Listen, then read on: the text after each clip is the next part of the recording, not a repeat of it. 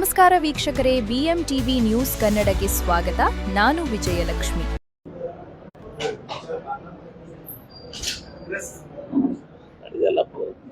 ಕಾಂಗ್ರೆಸ್ ಸಮುದ್ರ ಇದ್ದಂಗೆ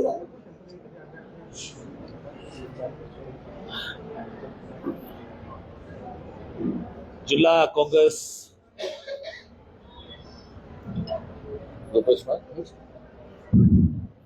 ಕಾಂಗ್ರೆಸ್ ಕಮಿಟಿಯ ಕಾಂಗ್ರೆಸ್ ಭವನದಲ್ಲಿ ಈ ಒಂದು ಪತ್ರಿಕಾಗೋಷ್ಠಿಗೆ ಮಾಧ್ಯಮದ ಎಲ್ಲ ಹಿರಿಯರಿಗೆ ಹಾಗೂ ಸ್ನೇಹಿತರಿಗೆ ಸ್ವಾಗತವನ್ನು ಕೋರಿ, ಈ ಪತ್ರಿಕಾಗೋಷ್ಠಿಯಲ್ಲಿ ಜಿಲ್ಲಾ ಕಾಂಗ್ರೆಸ್ ಕಮಿಟಿಯ ಅಧ್ಯಕ್ಷ ಶ್ರೀ ಮಲ್ಲಿಕಾರ್ಜುನ್ ನೋಣಿ ಅವರಿದ್ದಾರೆ, ಉಪಸ್ಥಿತರಿದ್ದಾರೆ. ಮಾಜಿ ಶಾಸಕರು, ನಮ್ಮೆಲ್ಲರಿಗೂ ಹಿರಿಯರು ಹಾಗೂ ಕಾಂಗ್ರೆಸ್ ಪಕ್ಷದ ಲೋಕಸಭಾ ಅಭ್ಯರ್ಥಿಗಳಾದ ಶ್ರೀ ರಾಜವರ್ಧನ್ ಅವರು ಇದಕ್ಕೆ ಉಪಸ್ಥಿತರಿದ್ದಾರೆ. ಮಾಜಿ ಶಾಸಕರಾದಂತಹ ಶ್ರೀ ಮನ್ಸೂರ್ ಬಾಗ್ವಾಲ್ ಅವರು ಕೂಡ ಇದಕ್ಕೆ ಬಂದಿದ್ದಾರೆ. ನಮ್ಮ ಕಾಂಗ್ರೆಸ್ ಪಕ್ಷದ ವಿಜಯಪುರ ನಗರದ ಅಭ್ಯರ್ಥಿಗಳು ಮುಖಂಡರಾದಂತಹ ಶ್ರೀ ಎಂ ಪಿ ಮುಷ್ರೂಫ್ ಅವರಿದ್ದಾರೆ, ಸಂಗಮೇಶ್ ಕೊಬಳೇಶ್ವರ್ ಅವರಿದ್ದಾರೆ, ಅಜಾದ್ ಪಟೇಲ್ ಅವರಿದ್ದಾರೆ, ಟಪಾನ್ ಅವರಿದ್ದಾರೆ. ಎಲ್ಲ ಕಾರ್ಪೊರೇಟರ್ಸು, ಕೌನ್ಸಿಲರ್ಸು ಮತ್ತು ಪಕ್ಷದ ಎಲ್ಲ ಜಿಲ್ಲಾ ಮಟ್ಟದ ಪದಾಧಿಕಾರಿಗಳು ಹಾಗೂ ಕಾಂಗ್ರೆಸ್ ಕಮಿಟಿ ಎಲ್ಲ ಅಧಿಕಾರಿಗಳು ಹಾಗೂ ಎಲ್ಲ ಫ್ರಂಟಲ್ ಆರ್ಗನೈಸೇಷನ್ ಎಲ್ಲರೂ ಕೂಡ ಇವತ್ತು ದಿವಸ ಈ ಒಂದು ಪತ್ರಿಕಾಗೋಷ್ಠಿಯಲ್ಲಿ ಇದಕ್ಕೆ ಮುಂಚೆ ಸಭೆಯಲ್ಲರೂ ಭಾಗವಹಿಸಿದ್ದಾರೆ. ತಮ್ಮೆಲ್ಲರಿಗೂ ಗೊತ್ತಿದೆ ವಿಷಯ. ನಾಳೆ ಬಿಟ್ಟು ನಾಡಿದ್ದು ಶುಕ್ರವಾರ ಇವತ್ತು ಸನ್ಮಾನ್ಯ ಸಿದ್ದರಾಮಯ್ಯನವರು, ಈ ರಾಜ್ಯದ ಜನಪ್ರಿಯ ಮುಖ್ಯಮಂತ್ರಿಗಳು, ಉಪಮುಖ್ಯಮಂತ್ರಿಗಳಾದ ಡಿ.ಕೆ. ಶಿವಕುಮಾರ್ ಅವರು ಹಾಗೂ ವಿವಿಧ ಇಲಾಖೆಯ ಅಧಿಕಾರಿಗಳು ಸಹ ಸಚಿವರು, ನಮ್ಮ ನಗರಾಭಿವೃದ್ಧಿ ಸಚಿವರಾದ ಸುರೇಶ್ ಬೈರತಿ ಅವರು, ಆಮೇಲೆ ಇವತ್ತು ರಾಮಲಿಂಗ ರೆಡ್ಡಿ ಅವರು ನಮ್ಮ ಸಾರಿಗೆ ಸಚಿವರು, ಆಮೇಲೆ ಸಮಾಜ ಕಲ್ಯಾಣ ಸಚಿವರಾದಂತಹ ಮಹದೇವಪ್ಪ ಅವರು, ಹೈಯರ್ ಎಜುಕೇಶನ್ ಮಿನಿಸ್ಟರ್, ಉನ್ನತ ಶಿಕ್ಷಣ ಸಚಿವರಾದಂತಹ ಶ್ರೀ ಸುಧಾಕರ್ ಅವರು ಹಾಗೂ ತಂಗಡಿಗೆ ಅವರು, ನಮ್ಮ ಹಿಂದುಳಿದ ವರ್ಗದ ರಾಜ್ಯ ಸಚಿವರು ಅವರು, ಆಮೇಲೆ ನಮ್ಮ power minister K J George ಅವರು ಮತ್ತು ಇನ್ನುಳಿದ ಎಲ್ಲ ಸಚಿವರು ಕೂಡ, ಅನೇಕ ಸಚಿವರು ಅವರ ಸಂಬಂಧಿಸಿದ ಕಾಮಗಾರಿಗಳಿರ್ತಕ್ಕ ಸಚಿವರು ಕೂಡ ಆಗಮಿಸ್ತಿದ್ದಾರೆ. ಇವತ್ತು ಪ್ರಮುಖವಾಗಿ 3 ಅಲ್ಲಿ ಕಾರ್ಯಕ್ರಮಗಳು. ಒಂದನೇದು ನಮ್ಗೆಲ್ಲರೂ ಗೊತ್ತಿದೆ, ಅನೇಕ ದಶಕಗಳ ಕಾಲ, ಒಂದು 3-4 ದಶಕಗಳ ಕಾಲದಿಂದ ನಮ್ಮ ಕೇಂದ್ರ ಬಸ್ ನಿಲ್ದಾಣ ಎದುರುಗಡೆ ಕಿತ್ತೂರು ರಾಣಿ ಚೆನ್ನಮ್ಮ ಅವರ, ನಮ್ಮ ದೇಶದ ಸ್ವಾತಂತ್ರ್ಯಕ್ಕಾಗಿ ಹೋರಾಟ ಮಾಡಿದಂತ ತಾಯಿ ಅವರ, ನಮ್ಮೆಲ್ಲರ ಕರ್ನಾಟಕ ರಾಜ್ಯದ ಹೆಮ್ಮೆ ವೀರರಾಣಿ ಕಿತ್ತೂರು ಚೆನ್ನಮ್ಮನವರ ಒಂದು ಸರ್ಕಲ್ ಆಗ್ಬೇಕು, ಮೂರ್ತಿ ಪ್ರತಿಷ್ಠಾಪನೆ ಆಗ್ಬೇಕು ಅಂತೇಳಿ ಬಹಳ ಆಶಯವನ್ನ, ಅದು ನಮ್ಮ ಹಿರಿಯರಾದಂತಹ ಶಂಕರಗೌಡ ಪಾಟೀಲ್ ಸೋನಡಿಯವರು ಬಹಳ ವರ್ಷಗಳ ಕಾಲದಿಂದ ಪ್ರತಿ ಸಲ ಬಂದಾಗ ನನಗೆ ಒಂದು ಮನವಿಯನ್ನು ಕೊಡ್ತಾ ಇದ್ರು. ನಾನು ಕೂಡ ಅದನ್ನ ಅರ್ಥೈಸಿಕೊಂಡು ಇವತ್ತು ಅಲ್ಲಿ ಆ ಸರ್ಕಲ್ ಆಗ್ಲಿಕ್ಕೆ ಸಾಧ್ಯ ಆಗ್ತದೆ. ಯಾಕಂದ್ರೆ ರಸ್ತೆ ಬಹಳ ಒಂದು ಅಚ್ಚುಕಟ್ಟು ಆದಂತ ಪ್ರದೇಶದಲ್ಲಿರುವುದರಿಂದ ಟ್ರಾಫಿಕ್ ಮತ್ತು ಬಸ್ ನಿಲ್ದಾಣ ಅಲ್ಲಿ ಆ ಕಾರಣ, ಟೆಕ್ನಿಕಲ್ ಕಾರಣದಿಂದ ಅಲ್ಲಿ ಒಂದು ದಿವಸ ಸರ್ಕಲ್ ಪೂರ್ತಿ ಆಗ್ತಾ ಇರಲಿಲ್ಲ. ಮತ್ತು ಎರಡನೇದಾಗಿ ಸುಪ್ರೀಂ ಕೋರ್ಟ್ ಒಂದು ನಿರ್ಣಯನೂ ಕೂಡ ಇರೋದ್ರಿಂದ ಆ ಸರ್ಕಲ್ ಆಗ್ಲಿಕ್ಕೆ ಸಾಧ್ಯ ಇರಲಿಲ್ಲ, ಪೂರ್ತಿ ಆಗ್ಲಿಕ್ಕೆ ಸಾಧ್ಯ ಇರಲಿಲ್ಲ.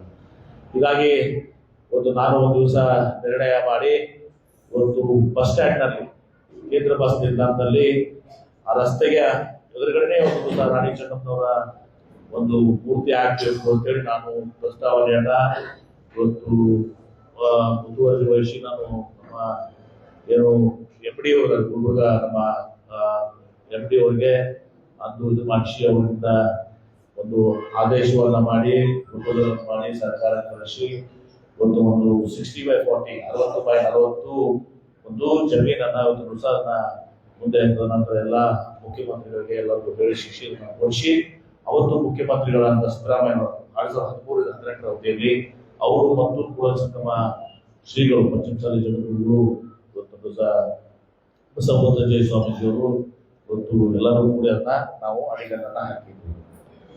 ಈಗ ಮೂರ್ತಿ ರೆಡಿ ಆಗಿದೆ. ಆ ಮೂರ್ತಿ ಅನಾವರಣಗೊಳಿಸುವಂತದ್ದು ಮತ್ತು ನಾನು ವಿಚಾರ ಮಾಡಿದೆ, ಇವತ್ತು ಮೂರ್ತಿ ವೀರರಾಣಿ ಚೆನ್ನೂರಮ್ಮ ಅವರ ಮೂರ್ತಿ ಆಗಿದೆ. ಆ ಬಸ್ ಸ್ಟ್ಯಾಂಡ್ಗೂ ಕೂಡ ಅವ್ರ ಹೆಸರು ಇಟ್ಟರೆ ಸೂಕ್ತ ಆಗ್ತದೆ ಅಂತ ತಿಳ್ಕೊಂಡು ನಾನು ಮುಖ್ಯಮಂತ್ರಿಯವರಿಗೆ ಹೇಳಿ ಆದೇಶ ಮಾಡಿಸಿದೆ. ಯಾಕಂದ್ರೆ ವೀರರಾಣಿ ಕತ್ತೂರ್ಚನಮ್ಮ ಅವರ ಹೆಸರು ಇಟ್ಕೊಂಡು ನಾವು ಹಿಂದೆ ಬೇರೆ ಬಸ್ ಸ್ಟ್ಯಾಂಡಿಗೆ ಬೇರೆ ಯಾವ ಹೆಸರು ಕೊಟ್ರೆ ಅದು ಸ್ವಲ್ಪ ಅಷ್ಟು ಸೂಕ್ತ ಆಗೋದಿಲ್ಲ ಮತ್ತು ಅರ್ಥಪೂರ್ಣ ಆಗ್ತದೆ. ಸ್ಟ್ಯಾಚ್ಯೂ ನಿಂತ್ಕೊಂಡು ಅವ್ರ ಹೆಸರನ್ನ ಬಸ್ ನಿಲ್ದಾಣ ಮಾಡಿದ್ರು ಅಂತ ಹೇಳ್ಕೊಂಡು ಅವ್ರ ಹೆಸರನ್ನ ಮಾಡಿದಾಗ ಮುಖ್ಯಮಂತ್ರಿಗಳು ಸಂತೋಷದಿಂದ ನಾನು ಇದ್ರ ಮೇಲೆ ಆದೇಶವನ್ನು ಮಾಡಿ ರಾಮಚಂದ್ರ ರೆಡ್ಡಿಯವರು ಬಹಳ ವಿಶ್ವಾಸ ತಗೊಂಡು ದಿವಸ ನಾವು ಅವರ ವೀರರಾಣಿ ಕಿತ್ತೂರು ಕೇಂದ್ರ ಬಸ್ ನಿಲ್ದಾಣ ಅಂತ ಹೇಳಿ ನಾಮಕರಣ ಕೂಡ ಅದನ್ನ ಮುಖ್ಯಮಂತ್ರಿಗಳು ಒಂದು ದಿವಸ ಈ ಎರಡು ಕಾರ್ಯಕ್ರಮಕ್ಕೆ ಮುಖ್ಯಮಂತ್ರಿಗಳು ಆಗಮಿಸಬೇಕಾಗಿತ್ತು. ಅದರ ಜೊತೆಗೆ ನಾವು ಸರ್ಕಾರದ ಕಾರ್ಯಕ್ರಮಗಳು, ನಮ್ಮ ಪಂಚ ಗ್ಯಾರಂಟಿ ಯೋಜನೆಗಳಾಗಲಿ, ಆಮೇಲೆ ಯುಡಿಯಿಂದ ನಮ್ದು 140 ಕೋಟಿ ಇತ್ತು, ಆಮೇಲೆ ಇನ್ನುಳಿದ ಎಲ್ಲ ಇಲಾಖೆಗಳ ಸಮಾಜ ಕಲ್ಯಾಣ ಇರ್ಬೋದು, ಹೊಸದೆಲ್ಲ ಕೂಡ ಘೋಷಣೆ ಇಲಾಖೆಗಳಿಗೆ ಎಷ್ಟು ಕೋಟಿ ಇನ್ನು ಅಡಿಷನ್ಸ್ ಆಗ್ತಾ ಇದ್ದಾವೆ. ಆಮೇಲೆ ಸಮಾಜ ಕಲ್ಯಾಣ ಇರ್ಬೋದು, ಇಲಾಖೆ ಇರ್ಬೋದು, ಅಥವಾ ನಮ್ಮ ಎನರ್ಜಿ ಡಿಪಾರ್ಟ್ಮೆಂಟ್ ಇರ್ಬೋದು ಕೆಲಸಗಳು, ಆಮೇಲೆ ನೀರಾವರಿ ಇಲಾಖೆ ಕೆಲಸಗಳು, ಆಮೇಲೆ ಎಲ್ಲ ಕೆಲಸಗಳು ಕೂಡ ಸರ್ಕಾರಿ ಕಾರ್ಯಕ್ರಮಗಳು ಕೂಡ ಒಂದೇ ಮೇಲೆ ಎರಡನೇದು ಅದರ ಉದ್ಘಾಟನೆ. ಮತ್ತು ಮೂರನೇದಾಗಿ ನಿನ್ನೆ ನಾನು ಜಿಲ್ಲಾಧಿಕಾರಿಗಳ ಸಭೆಯಲ್ಲಿ ನಾನು ಹೇಳಿಲ್ಲ, ಒಂದು ಇಲ್ಲಿ ನಾನು ಅನೌನ್ಸ್ ಮಾಡ್ತಾ ಇದ್ದೆ. ನಮ್ಮ ನಾಡಿನ ಜನಪ್ರಿಯ ಮುಖ್ಯಮಂತ್ರಿಗಳು ಸಿದ್ದರಾಮಯ್ಯ ಅವರು ಒಂದು ಗ್ರಾಮೀಣ ರೈತರ ಮಗನಾಗಿ ಸಾಮಾನ್ಯ ಜನಿಸಿ ಇವತ್ತು ನಮ್ಮ ಹಿರಿಯರು ಇಂದಿನ ಜನಪ್ರಿಯ ಮುಖ್ಯಮಂತ್ರಿಗಳಾದ ದಿವಂಗತ ಟಿ ದೇವರಾಜ್ ಅವರ ಒಂದು ಅವಧಿಯನ್ನ ಮೀರಿಸಿ ಆ ರೆಕಾರ್ಡ್ ಇವತ್ತು ದಿವಸ ಬ್ರೇಕ್ ಮಾಡಿದ್ದಾರೆ. ಇವತ್ತು ದಿವಸ ಮಾಡಿ ನಮ್ಮ ಕರ್ನಾಟಕದ ಅತ್ಯಂತ ಹೆಚ್ಚಿನ ಅವಧಿಯ ಒಂದು ಮುಖ್ಯಮಂತ್ರಿಗಳು ಹೆಗ್ಗಳಿಕೆಗೆ ಇವತ್ತು ದಿವಸ ಮಾತನಾಡಿದ್ದಾರೆ. ಅದನ್ನ ಲಾಂಗೆಸ್ಟ್ ಸರ್ವಿಸ್ ಚೀಫ್ ಮಿನಿಸ್ಟರ್ ಒಂದು ದಿವಸ ಆಗಿ ಇವತ್ತು ದಿವಸ ಅಂತಂದ್ರೆ ಅವರಿಗೆ ಗೌರವನ ದಿವಸ ನಾವು ಜಿಲ್ಲೆಯ ಜನತೆಯ ಪರವಾಗಿ ಒಂದು ದಿವಸ ನಮ್ಮ ಕಾಂಗ್ರೆಸ್ ಪಕ್ಷದ ಎಲ್ಲರ ಪರವಾಗಿ ಆಯಿತು, ಜಿಲ್ಲೆಯ ಜನತೆಯ ಪರವಾಗಿ ಆಗಿತ್ತು. ಅವರಿಗೆ ಒಂದು ವಿಶೇಷವಾದಂತ ಒಂದು ಸನ್ಮಾನ ಕಾರ್ಯಕ್ರಮವನ್ನು ಕೂಡ ಹಾಕೊಂಡಿದ್ವಿ. ಅವರಿಗೆ ಸೂಕ್ತವಾದಂತ ಗೌರವ ಅರ್ಪಣೆಯನ್ನು ಕೂಡ ಏನನ್ನು ಹೇಳಿದಲ್ಲ ಗೌರವ ಅರ್ಪಣೆಯನ್ನು ಕೂಡ ಮಾಡ್ತಾ ಇದ್ದೀವಿ. 3 ಪ್ರಮುಖ ಘಟನೆ. ಒಂದು ವೀರರಾಣಿ ಕಿತ್ತೂರು ಚೆನ್ನಮ್ಮನವರ ಅವರು 11:15 ಇವತ್ತು ಬಿಜಾಪುರಕ್ಕೆ ಲ್ಯಾಂಡ್ ಆಗ್ತಾರೆ. ಲ್ಯಾಂಡ್ ಆಗಿ 11:45 ನಾವು ಟೆಂಟೇಟಿವ್ ಆಗಿ ಪ್ಲಸ್ ಆರ್ ಮೈನಸ್ 15 ನಿಮಿಷ 11:45 ಕೇಂದ್ರ ಬಸ್ ನಿಲ್ದಾಣಕ್ಕೆ ನೇರವಾಗಿ ನಮ್ಮ ಸೈನಿಕ್ ಸ್ಕೂಲ್ ಹೆಲಿಪ್ಯಾಡ್ ನಿಂದ ಕೇಂದ್ರ ಬಸ್ ನಿಲ್ದಾಣಕ್ಕೆ ಬಂದು ವೀರರಾಣಿ ಕಿತ್ತೂರು ಚೆನ್ನಮ್ಮ ಅವರ ಮೂರ್ತಿಯನ್ನು ಅನಾವರಣಗೊಳಿಸಿ ಉಪಮುಖ್ಯಮಂತ್ರಿ ಇರ್ತಾರೆ, ಸಾರಿಗೆ ಸಚಿವರು ಎಲ್ಲ ಸಚಿವರುಗಳು ಇರ್ತಾರೆ, ಅನಾವರಣಗೊಳಿಸಿ ಹಸಿರು ನಾಮಫಲಕಗಳನ್ನು ಕೂಡ ಅನಾವರಣಗೊಳಿಸಿ ಅಲ್ಲಿ ಕಾರ್ಯಕ್ರಮ ಇಲ್ಲ, ಬಹಿರಂಗ ಸಭೆಯಲ್ಲಿ ಇಲ್ಲ, ಅದನ್ನು ಮಾಡಿ ಇವತ್ತು ದಿವಸ ಮುಖ್ಯಮಂತ್ರಿಗಳು ನೇರವಾಗಿ, ಯಾಕಂದ್ರೆ ಅಲ್ಲಿ ಜನ ಹಾಕಿರೋದು ಕುಂಭದಿಂದ ಕೆಲವು ಜನ ಬರ್ತಾ ಇದ್ದಾರೆ, ಆಮೇಲೆ ಅಲ್ಲಿ ಜನರು ಕೂಡ ಅವರೆಲ್ಲರೂ ಕೂಡ ಸ್ಟೇಡಿಯಂ ಬರ್ಬೇಕಾದ್ರೆ ಸ್ವಲ್ಪ ಒಂದು 15-20 ನಿಮಿಷ ಸಮಯ ಬೇಕಾಗ್ತದೆ. ನಾವು ಆ ಕಾರ್ಯಕ್ರಮ ಮುಗಿಸಿ ನೇರವಾಗಿ ವೆಲೋಡ್ರೋಮ್ ಹೋಗ್ತೀವಿ. ವೆಲೋಡ್ರೋಮ್ದಲ್ಲಿ ಅಲ್ಲಿನೂ ಕೂಡ ಪಬ್ಲಿಕ್ ಕಾರ್ಯಕ್ರಮ ಇಲ್ಲ, ಅಲ್ಲಿ ಉದ್ಘಾಟನೆ ಮಾಡಿ ಸೈಕ್ಲಿಸ್ಟ್ ಒಂದು ರೌಂಡ್, ಸೈಕ್ಲಿಸ್ಟ್ ಎಲ್ಲರೂ ಕೂಡ ಒಂದು ರೌಂಡ್ ಇದನ್ನು ಮಾಡಿದ್ರೆ ರಾಜು ಬಿರಾದರ್ ಅವರು ಮತ್ತು ಎಲ್ಲರೂ ಹುಡುಗರೆಲ್ಲ ಸೈಕ್ಲಿಸ್ಟ್ ಅಸೋಸಿಯೇಷನ್ ಎಲ್ಲರೂ ಕೂತ್ಕೊಂಡು ಸೈಕ್ಲಿಂಗ್ ಅಸೋಸಿಯೇಷನ್ ಎಲ್ಲ ಕೂತ್ಕೊಂಡು ಒಂದು ಉದ್ಘಾಟನೆ ಮಾಡಿ ಒಂದು ರೌಂಡ್ ಸೈಕಲ್ ಮಾಡಿ ಸಾಂಕೇತಿಕವಾಗಿ ಮಾಡಿ ತದನಂತರ ಅಲ್ಲಿಂದ ಮುಖ್ಯಮಂತ್ರಿಗಳು ಸೀದಾ ಬರೋಬ್ಬರಿ 12:15 ಇದು ಪಬ್ಲಿಕ್ ಕಾರ್ಯಕ್ರಮ ಸ್ಟಾರ್ಟ್ ಆಗುತ್ತೆ. ಆ ಪಬ್ಲಿಕ್ ಕಾರ್ಯಕ್ರಮದಲ್ಲಿ ಮತ್ತೊಮ್ಮೆ ಹೇಳ್ತಾ ಇದ್ದೀನಿ, ಪ್ರಮುಖವಾಗಿ ವೀರರಾಣಿ ಕಿತ್ತೂರು ಚೆನ್ನಮ್ಮನವರ ಒಂದು ಏನು ಮೂರ್ತಿ ಅನಾವರಣಗೊಳಿಸಿದ್ದಾರೆ ಮತ್ತು ನಾಮಕರಣ ಮಾಡಿದ್ದಾರೆ, ಅದು ಒಂದು ಉದ್ದೇಶ ಕಾರ್ಯಕ್ರಮ. ಎರಡನೇದು ನಮ್ಮ ಸರ್ಕಾರದ ಕಾರ್ಯಕ್ರಮಗಳು, ಗ್ಯಾರಂಟೀಸು ಮತ್ತು ಏನು ಅಭಿವೃದ್ಧಿ ಕಾರ್ಯಕ್ರಮ ಜಿಲ್ಲೆಗಳಿದಾವೆ ಅದನ್ನ ಲೈಕ್ ವೆಲೋಡ್ರೋಮ್ ಇಟ್ಕೊಂಡು ಎಲ್ಲ ಕಾರ್ಯಕ್ರಮಗಳನ್ನ ಒಂದು ಮಾಡುವಂಥದ್ದು ಎರಡನೇದು. ಮೂರನೇದು ಅವರಿಗೆ ನಾವು ದಿವಸ ಜಿಲ್ಲೆಯ ಜನತೆ ಪರವಾಗಿ ದಿವಸ ಇವತ್ತು ಅವರಿಗೆ ನಾವು ಪಕ್ಷಾತೀತವಾಗಿ ದಿವಸ ನಮ್ಮ ಕಾಂಗ್ರೆಸ್ ಜನರದ್ದು ಅಭಿಪ್ರಾಯ ಇತ್ತು, ಜಿಲ್ಲೆಯ ಜನರದ್ದು ಅಭಿಪ್ರಾಯ ಇದೆ. ಇವತ್ತು ಒಬ್ಬ ಹೆಗ್ಗಳಿಕೆಗೆ ಪಾತ್ರ ಆಗಿದ್ದಾರೆ ದಿವಸ ಅವರು ದೇವರಾಜ್ ಅವ್ರ ನಂತರ ಅವ್ರ ರೆಕಾರ್ಡ್ ಬ್ರೇಕ್ ಮಾಡಿದ್ದಾರೆ. ಅವ್ರಿಗೆ ಜಿಲ್ಲೆಯ ಜನತೆಯ ಪರವಾಗಿ ಗೌರವಿಸುವಂತ ಕೆಲಸ ಸರ್, ಜಿಲ್ಲಾ ಉಸ್ತುವಾರಿ ಸಚಿವರಾಗಿರ್ಬೋದು ಸರ್, ನಾನು ಅವರಿಗೆ ಬಹಳ ಅರ್ಥಪೂರ್ಣವಾಗಿ ಗೌರವಿಸುವಂತ ಮಾಡ್ತಾ ಇದ್ವಿ. ಇದು 3 ಕಾರ್ಯಕ್ರಮ ಇವತ್ತು. ಅದಕ್ಕೆ ನಾವು ಈಗ ಕಾಂಗ್ರೆಸ್ ಪಕ್ಷದಿಂದನೂ ಕೂಡ ಅಫಿಷಿಯಲ್ ಗೌರ್ಮೆಂಟ್ ಪ್ರೋಗ್ರಾಮ್, ಅದು ಗೌರ್ಮೆಂಟ್ ಪ್ರೋಗ್ರಾಮ್ ಆಗಿರೋದು ಕಾಂಗ್ರೆಸ್ ಪಕ್ಷದಲ್ಲಿ ಕೂಡ ನಾವು ಮಾಡಿರ್ತೀವಿ ಸರ್. ಜಾಸ್ತಿ ಜನ ದಿವಸ ಬರಬೇಕು ಮತ್ತು ಅವರಿಗೆ ಗೌರವಿಸುವಂತ ಕಾರ್ಯಕ್ರಮ ಇತ್ತಲ್ಲ, ಹೀಗಾಗಿ ನಾವು ಕೂಡ ಇಲ್ಲಿ ಶೇರ್ಷಿ ಎಲ್ಲ ಬ್ಲಾಕ್ ನಿನ್ನೆ ನಾವು ನಾಲ್ಕು ಆಮೇಲೆ ಕಟಗೌಡರು ಮತ್ತು ಅಶೋಕ್ ಮಂಗಳೂರು ಚರ್ಚೆ ಮಾಡಿದ್ವಿ. ಆಮೇಲೆ ನಾವೆಲ್ಲ ಶಿವಾನಂದ ಸಚಿವರುಗಳು ಮಾತಾಡಿದ್ದೀನಿ. ಅದೇ ರೀತಿ ಯಶವಂತಪುರ ಕೂಡ ಅವರಿಗೆ ಒಂದು ದೇವಸ್ಥಾನ ಎಲ್ಲರೂ ಕೂಡ ಮಾತಾಡಿ ಅವ್ರು ಗೌರವಿಸುವಂತ ಕಾರ್ಯಕ್ರಮ ಹೆಚ್ಚಿನ ಒಂದು ಸಂಖ್ಯೆಯಲ್ಲಿ ಜನ ಬಂದು ಅವ್ರಿಗೆ ಗೌರವ ಸಲ್ಲಿಸುವಂತ ಕಾರ್ಯಕ್ರಮದಲ್ಲಿ ಸಾಕ್ಷಿಯಾಗಿ ಮಾಡಿದ್ವಿ. ಆಮೇಲೆ ವೀರಾಣಿ ಕಿತ್ತೂರು ಅವರ ನಮ್ಮ ಪ್ರಧಾನ ಕಾರ್ಯದರ್ಶಿ ನಮ್ಮ ಆಳೂರು, ನಾನು ಎಲ್ಲಾ ಜನರಿಗೂ ಕೂಡ ನಮ್ಮ ಒಂದು ಸರ್ಕಾರಿ ಕಾರ್ಯಕ್ರಮ ಸರ್ಕಾರದಿಂದ ಊಟ ವ್ಯವಸ್ಥೆ ಮಾಡ್ತಾ ಇದ್ವಿ. ನಾವು ಇಷ್ಟೆಲ್ಲ ವೀರಾಣಿ ಚೆನ್ನಮ್ಮನವ್ರ ಸಲುವಾಗಿ ಮಾಡ್ತಾ ಇದ್ರಿ. ನಾವು ಪ್ರಸಾದ ವ್ಯವಸ್ಥೆ ಏನಿದೆ ಊಟದ ವ್ಯವಸ್ಥೆಯನ್ನ ನಾವು ಮಾಡ್ತೀವಿ. 20,000 ಜನರಿಗೆ ನಾನು ಊಟದ ವ್ಯವಸ್ಥೆಯನ್ನು ಅವರು ಸ್ವಂತ ಕಾಂಟ್ರಾಕ್ಟರ್ ಮತ್ತು ಪ್ಲಸ್ ಅವರು ಅವರ ಸಂಸ್ಥೆಯವರು ಹೀಗಾಗಿ ಇಷ್ಟೆಲ್ಲ ಕಾರ್ಯಕ್ರಮಗಳು ನಿಮ್ಮ ಸಹಕಾರಗಳು ಕೂಡ ಬೇಕು. ಮತ್ತು ಮುಖ್ಯಮಂತ್ರಿಗಳು ಇಂಥ 2 ಪ್ರಮುಖವಾಗಿ ವೀರಾಣಿ ಕಿತ್ತೂರು ಚೆನ್ನಮ್ಮನವರ ಅನೇಕ ದಶಕಗಳಿಂದ ನೆನಪಿದ್ದಂತ ಅವರ ಈಗ ಮೂರ್ತಿ ಪ್ರತಿಷ್ಠಾಪನೆ ನಾಮಕರಣ ಆಗ್ತದೆ. ನಾವು ಈಗಾಗಲೇ ನಮ್ಗೆ ಗೊತ್ತಿದೆ, ಏರ್ಪೋರ್ಟ್ ಅನಾದಿಂದ ಬಂದು ನಾವು ಕೇಂದ್ರ ಸರ್ಕಾರಕ್ಕೆ ಈಗ ಮಾಡ್ಬೋದು. ಕೇಂದ್ರ ಸರ್ಕಾರ ಮಾಡೋದು ಇಲ್ಲ ಆಕ್ಚುಲಿ ಅದರಲ್ಲಿ ನಮ್ಮ ಈಗ ಅದರಲ್ಲಿ ಏರ್ಪೋರ್ಟ್ ಅಲ್ಲಿ ಇವತ್ತು ನಮ್ಮ ಇದರಲ್ಲಿದೆ. ಅದಕ್ಕೆ ಇವತ್ತು ನಮ್ಮ ವಿಶ್ವಗುರು ಬಸವಣ್ಣವರ ಹೆಸರನ್ನ ಪುಸ್ತಕಕ್ಕೆ ರೈಲ್ವೆ ಸ್ಟೇಷನ್ಗೆ ಇವತ್ತು ನಾವು ಕೇಂದ್ರ ಸರ್ಕಾರಕ್ಕೆ ಬಂದಿದ್ವಿ. ಯಾಕಂದ್ರೆ ಆಮೇಲೆ ನಿಮ್ಮ ಸಿದ್ದೇಶ್ವರ ಸ್ವಾಮಿ ಹೆಸರಲ್ಲಿ ಕೂಡ ಅರಣ್ಯ ಒಂದು ರಿಸರ್ವ್ ಫಾರೆಸ್ಟ್ ಮಾಡಿ ಸೈನ್ಸ್ ಹೀಗೆ. ಆಮೇಲೆ ರಾಣಿ ಚೆನ್ನಮ್ಮನವರು ಅಕ್ಕಮಹಾದೇವರ ಹೆಸರನ್ನು ಈಗಾಗಲೇ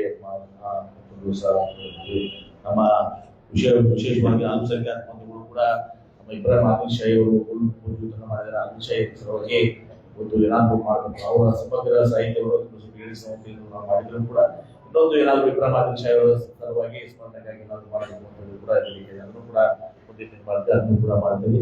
ನೋಡಿದ ಎಲ್ಲಾನು ಯಾವ್ಯಾವ ರೀತಿ ಗೌರವಿಸಬೇಕು ಅಂತ ಕೂಡ ಗೌರವ ನಾಡಿನ ಕೆಲಸವನ್ನ ಮಾಡ್ತಾ ಇದ್ದೀವಿ. ಹೀಗಾಗಿ ಈ ಒಂದು ಕಾರ್ಯಕ್ರಮಕ್ಕೆ ಇವತ್ತು ಬಹಳಷ್ಟು ವಿಜಯಪುರ ಜಿಲ್ಲೆಯ ಜನ ಪಕ್ಷಾತೀತವಾಗಿ ಸರ್ಕಾರಿ ಕಾರ್ಯಕ್ರಮ ಇಲ್ಲಿ ಕಾಂಗ್ರೆಸ್ ಪಕ್ಷದ ಕಾರ್ಯಕ್ರಮ ಅಲ್ಲ, ಆದ್ರೂ ಕೂಡ ನಾವು ಅವ್ರನ್ನ ಗೌರವಿಸುವಂತದ್ದು ಪಕ್ಷಾತೀತವಾಗಿ ಗೌರವಿಸುವಂತ ಕೆಲಸನ ಇವತ್ತು ಜಿಲ್ಲೆ ಜನತಾ ಪರವಾಗಿ ಮಾಡ್ತಾ ಇದ್ದೀವಿ. ಅದಕ್ಕೆ ಮಾಧ್ಯಮದವರು ಕೂಡ ಹೆಚ್ಚಿಗೆ ಈ ಕಾರ್ಯಕ್ರಮಕ್ಕೆ ಪ್ರಚಾರ ಕೊಡಬೇಕು. ಜಿಲ್ಲೆಯ ಇವತ್ತು ಹೆಮ್ಮೆ ಕಾರ್ಯಕ್ರಮ ವೀರಾಣಿ ಕಿತ್ತೂರು ಚೆನ್ನಮ್ಮನವರು ಬ್ರಿಟಿಷರ ವಿರುದ್ಧ ಇವತ್ತು ಹೋರಾಟವನ್ನ ಮಾಡಿ ಒಂದು ದೊಡ್ಡ ಕೊಡುಗೆಯನ್ನು ನಮ್ಮ ದೇಶಕ್ಕೆ ಸ್ವಾತಂತ್ರ್ಯ ಸಿಗಲಿಕ್ಕೆ ಕಾರ್ಯಕರ್ತರು ಅವರ ಮೂರ್ತಿ ಸ್ಥಾಪನೆ ಅವರ ಹೆಸರು ಮಾಡುವಂತದ್ದು ಮಹತ್ ಕಾರ್ಯ ಸಹ ನೆರವೇರಿದೆ. ಶಂಕರಗೌಡರ ಆಶಯವನ್ನು ಸಹ ನಾವು ನಿರ್ವಹಿಸಿದೆ. ನಮ್ಮೆಲ್ಲರ ಆಶಯಗಳು ಕೂಡ ಆಗಿತ್ತು. ಆಶಯವನ್ನು ಸಹ ನಮ್ಮವರು ಕನ್ನಡಿಗರ ಅನ್ನೋದನ್ನ ನಮ್ಮ ಹೆಮ್ಮೆಯ ವಿಚಾರ ಮತ್ತು ಎಲ್ಲ ಕಾರ್ಯಕರ್ತರು ಇದ್ದಾರೆ. ಅದಕ್ಕೆ ನಾವೆಲ್ಲರೂ ಸಹಕಾರವನ್ನು ಮಾಡಬೇಕು. ಕಾರ್ಯಕ್ರಮ ಪಟ್ಟಿಯಲ್ಲಿ 11:30 ಹೇಳ್ತಾರೆ 11:45ಕ್ಕೆ ಬಸ್ ಸ್ಟ್ಯಾಂಡ್ ನಲ್ಲಿ ಮಾಡಿ ಅಲ್ಲಿ ಅರ್ಧ ಗಂಟೆ ಹೋಗ್ತದೆ. ಆಮೇಲೆ ನಂತರ ನಾವು ಹೋಗಿ ಅಲ್ಲಿ ಸಾಂಕೇತಿಕವಾಗಿ ಉದ್ಘಾಟನೆ ಮಾಡಿ 12:30ವರೆಗೆ ನಾವು ಟೆಂಟೇಟಿವ್ ಆಗಿ ಒಂದು 12:30ವರೆಗೆ ಪಬ್ಲಿಕ್ ಕಾರ್ಯಕ್ರಮವನ್ನ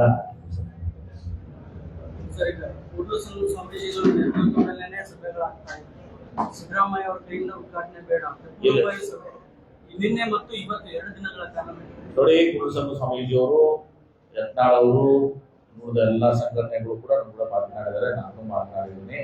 ಕೂಡಲಸಂಗಮ ಸ್ವಾಮಿಗಳು ತಾವು ಯಾವುದನ್ನು ಕೂಡ ಇಲ್ಲ. ಈ ಕಾರ್ಯಕ್ರಮ ಬೇರೆ.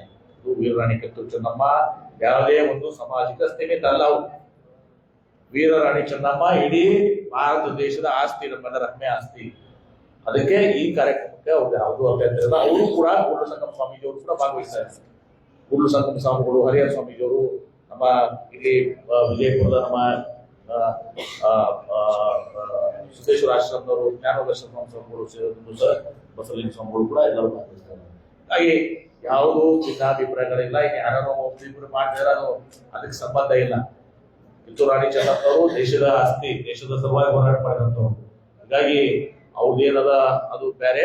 ಇಲ್ಲಿ ಇದು ಸರ್ಕಾರಿ ಕಾರ್ಯಕ್ರಮ ತೋರಿಸ್ತೇವೆ. ಕೂಡಲ ಸಂಗಮ ಸ್ವಾಮಿಗಳದ್ದು ಅಭಿಪ್ರಾಯ ಇದೆ, ಯತ್ನಾಳವ್ರದ್ದು ಮಾತಾಡಿದ್ರಿ, ಶಿವಾನಂದ ಪಾಟೀಲರು ಎಲ್ಲರೂ ಯಾರ್ದು ಕೂಡ ಸ್ವತಂತ್ರ ಸಹ ಇಲ್ಲ. ಅವರು ಕೂಡ ಕೂಡಲ ಸಂಗಮ ಸ್ವಾಮಿಗಳು ಕೂಡ ಭಾಗವಹಿಸ್ತಾರೆ. ನಗರದ ಶಾಸಕರು ಕೂಡ ಭಾಗವಹಿಸ್ತಾರೆ. ಸ್ವಾಮೀಜಿ ಮೀಟಿಂಗ್ ಮಾಡಿ ಪ್ರಶ್ನೆ ಮಾಡಿದ್ದಾರೆ. ಕಾರ್ಯಕ್ರಮಕ್ಕೆ ಶೋಭೆ ತಂದು ಕೊಡ್ಬೇಕಂತ ಅವರು ಕೂಡ ಮಾಡಿದ್ದಾರೆ. ಕುಂಭಮೇಳ ಮಾಡ್ತಾ ಇದಾರೆ. ಇದು ಬಿಜಾಪುರ ಒಂದು ಐತಿಹಾಸಿಕ ಸ್ಥಳ. ಆದಿತ್ಯ ಹೆಸರು ಯಾವುದೋ ಒಂದು ಭಾಗ ಆದಿತ್ಯ ಹೆಸರಲ್ಲಿ ಯಾವುದೋ ಈಗ ನಾ ಹೇಳಿದ್ನಲ್ಲಪ್ಪ, ನಮ್ಗೆ ನೀನ್ ಕೇಳೋದಕ್ಕೆ ಮೊದಲು ನಾ ಹೇಳ್ಬೇಕು. ಈಗ ನಾನು ಮಾತಾಡ್ತೀನಿ, ನಾನೇ ಹೇಳಿದ್ರಲ್ಲ. ಈಗ ಓಕೆ, ಒಂದೇನೋ ಮಾಡುವ, ದೊಡ್ಡದು ಮಾಡುವ. ವಿಮಾನ ನಿಲ್ದಾಣ ಆದ್ರೆ ವಿಮಾನ ನಿಲ್ದಾಣ ಆದ್ರೆ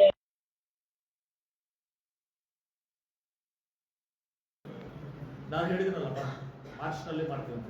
मार्च एंडिंग में डेवलपमेंट के बारे में जो चीज़ें चल रही हैं, जितनी भी चीज़ें बताएं सर, डेवलपमेंट के लिए यहाँ बेरोजगार बहुत है, उसके लिए आपने काफ़ी काम किए हैं, लेकिन इस अर्से में देखा गया है कि डेवलपमेंट के लिए आपने कोई भी ऐसे कोई फैक्ट्रीज वगैरह यहाँ ला के अवेलेबल नहीं कराया, जिसकी वजह से बेरोजगारी बहुत है और सारे लोग जिसमें हिंदू, मुसलमान, सिख, ईसाई परेशान हैं। इसके लिए आप क्या कर रहे हैं सर, आपकी सरकार? अभी पानी पीने के बाद जो लोग स्कूल जाता था ना, बेरोजगारी खत्म हुआ है बिजापुर में. तुम्हारे को शायद पेड़े में नहीं गए ನೀವು ಹಲ್ಯಾಗ ಹೋದ್ರ ಪಾಪ ಇದು ಬೇಡ ತಿಳ್ಬೇಕಲ್ಲ. ಈಗ ಏನು ಬಿಜಾಪುರದವರು ಗೋವಾ ಮಹಾರಾಷ್ಟ್ರ ಕೂಡ ಹೋಗ್ತಿದ್ದಾರಲ್ಲ, ಅದು 75% 74 ಬರ್ತದೆ. ತಂಡ ಗಿಡ ನಮಗೆ ಬರ್ತಾವು, ಮೇಜರ್ ಆಗಿ ನನಗೆ ಬರ್ತಾವು, 4 ನಮ್ಮ ಇವ್ರಿಗೆ ಕಟ್ಟಕೊಂಡವ್ರಿಗೆ ರಾಜವರ್ಗರಿಗೆ ಬರ್ತಾವು. ಈಗ ಕುಡಿಯಾಕ ಹೋಗ್ಬೇಕು ಕಡಿಮೆ ಆಗಿದೆ. ಯಾಕಂದ್ರೆ ಇಲ್ಲಿನೇ ಸ್ವಯಂ ಇದನ್ನು ಸಿಗ್ತಿತ್ತು. ಆಮೇಲೆ ಫ್ಯಾಕ್ಟ್ರಿಗಳು ನಡೆದಿಲ್ಲ. ಫ್ಯಾಕ್ಟ್ರಿಗಳು ಒಂದೇ ದಿವಸ ನೀರು ಮಾನ್ಯ ಒಂದು 12 ಬಂದಿದ್ದು ಕುಟುಂಬ ಬರೋದು ಒಂದು ಅನೌನ್ಸ್ ಆಯಿತು. ಇನ್ನು 3 ಕಾರ್ಖಾನೆಗಳು ಬರ್ತಾ ಇದ್ದಾವೆ. ಫ್ಯಾಕ್ಟ್ರಿಗಳು ಒಂದು ಫ್ಯಾಕ್ಟ್ರಿ ಅನೌನ್ಸ್ ಮಾಡೋಕೆ 3 ವರ್ಷ ಟೈಮ್ ಬೇಕಾಗ್ತದೆ ಇಂಪ್ಲಿಮೆಂಟೇಷನ್ ಎಲ್ಲ. ಯಾಕಂದ್ರೆ ಸೆಂಟ್ರಲ್ ಎನ್ವಿರಾನ್ಮೆಂಟ್ ಕ್ಲಿಯರೆನ್ಸ್ ಎಲ್ಲ ಇರ್ತದೆ. ಎಲ್ಲರೂ ಕೂಡ ಫ್ಯಾಕ್ಟ್ರಿಗಳು ಬರ್ತಾ ಇದಾವೆ. ನನ್ನ ಅವಧಿಯಲ್ಲಿ ನಾನು ಒಂದು 10,000 ಮಂದಿಗೆ ಉದ್ಯೋಗ ಕೊಡಿಸ್ಬೇಕು ಅಂತೇಳಿ ಟೊಯೋಟಾ ಅವರ ಕಡೆಯಿಂದ ಮನೆ ITI ಡಿಪ್ಲೊಮಾದವನ್ನ 480 ಮಂದಿ ಸೆಲೆಕ್ಟ್ ಮಾಡಿದ್ರು. 480 ಮಂದಿ ನಮ್ಮ ಯುವಕರನ್ನ ಟೊಯೋಟಾದಾಗ ಸೆಲೆಕ್ಟ್ ಮಾಡಿದ್ದಾರೆ. ಫಾಕ್ಸ್ಕಾನ್ ಅವರು ಮನೆ 85 ಜನ ಸೆಲೆಕ್ಟ್ ಮಾಡಿದ್ದಾರೆ. ಇನ್ನೂ ಬೇರೆ ಬೇರೆ ಕಂಪನಿ ಸೆಲೆಕ್ಟ್ ಮಾಡ್ತಾರೆ. ಹಂಗೆ ಬೇರೆ ಬೇರೆ ಕಂಪನಿಗಳಿಂದ ಒಂದು 5,000 ಜನ ಉದ್ಯೋಗ ಸೃಷ್ಟಿ ಮಾಡಿಸೋದು. ಅಂದ್ರೆ ಇಲ್ಲಿನೇ ಉದ್ಯೋಗ ಮಾಡುವಂತದ್ದು ಫ್ಯಾಕ್ಟರೀಸ್ ಇರೋದಲ್ಲ. ಕನಿಷ್ಠ ಪಕ್ಷ ಒಂದು 10,000 ಜನಕ್ಕೆ ಉದ್ಯೋಗ ಸಿಗುವಂತ ಇಂಡಸ್ಟ್ರೀಸ್ ಪೈಪ್ಲೈನ್, ರೋಡೆಂಟ್ ಇಂಡಸ್ಟ್ರೀಸ್ ಪೈಪ್ಲೈನ್ ಆಗಿದಾವೆ. ಆದಂತ ಕೆಲಸ ನಾವು ಮಾಡ್ತೀವಿ. ಅದ್ರ ಜೊತೆಗೆ ಈಗ ಕೇಳ್ಬೇಕಲ್ಲಪ್ಪ, NRI ಇರ್ತಲ್ಲಪ್ಪ, ಸ್ಥಳೀಯವಾಗಿ ಉದ್ಯೋಗ ಸಿಗಬೇಕು ಅಂತ ಮಹಾತ್ಮ ಗಾಂಧಿ ರೋಡ್ಗಾರ ಯೋಜನೆ ಈಗ ಶ್ರೀರಾಮ ಹೆಸರಲ್ಲೇ ಮುಚ್ಚಕ್ಕೆ ಪ್ರಯತ್ನ ಮಾಡಕತ್ತಾರ. ಯಾರು बीजापुर में भी देखेंगे ना sir, for example auto drivers हैं, कूली करने हैं, आप देखेंगे नए बस स्टैंड के पास में से कम 1000 से 500 लोग आते हैं, तो 1000 और 500 लोगों को रोजगार नहीं मिलता सर, काफी लोग लौट जाते हैं. अभी लोगों के लिए भी योजना लाई है हमारा.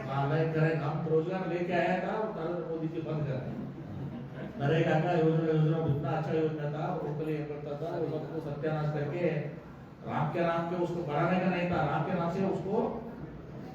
अभी उसका एक स्टैटिस्टिक्स है, मैं कल बताता है सीएम को देता हूँ. ಬಿಜಾಪುರ ಜಿಲ್ಲೆಗೆ ಎಷ್ಟು ಮಹಾತ್ಮ ಗಾಂಧಿ ರೋಜಗಾರ್ ಯೋಜನೆಯಿಂದ ಎಷ್ಟು ಬಿಜಾಪುರ ಜಿಲ್ಲೆ ಬೆನಿಫಿಟ್ ಆಗಿದೆ. ಈಗ ಏನ್ ತಂದಿದ್ದಾರೆ ಏನು ಅದಕ್ಕೆ ಏನಾಗ್ತದೆ ಡಿಫ್ರೆಂಟ್ ಆಗ್ತದೆ. ನಾವೇ ಕಾರ್ಯಕ್ರಮದಲ್ಲಿ ಭಾಗವಹಿಸ್ತೀವಿ. Okay, next